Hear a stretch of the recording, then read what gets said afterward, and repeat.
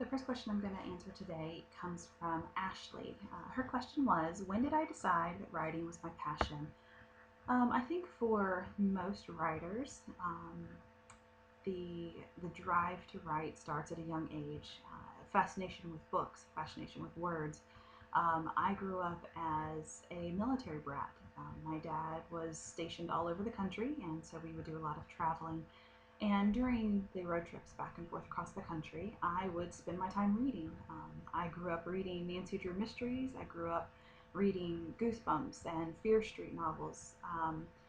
And for me, as I read books, I just found that sometimes they didn't go the way that I wanted them to. So sometimes I would just sit with a notebook and I would come up with my own endings or create new characters. And from that, it stemmed into a passion for creating full size books.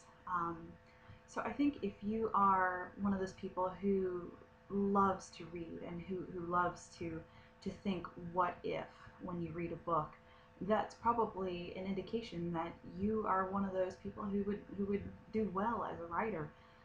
Being an author, you don't have to have a degree. You don't have to be uh, really intelligent. You don't have to be anything beyond creative. If you can look at the world and think, what if you can look at a situation and say, I think I could write that a different way, then you're probably a writer. And I encourage you to try that. Grab a notebook and just sit down and start thinking of all the different things that you would be creative about, and find ways of exploring your own passions. And there's no wrong answer. There's no right, there's no wrong, and there's no one to tell you that what you created isn't good, because it's your ideas and that's all that matters. So thank you, Ashley. It was a wonderful question.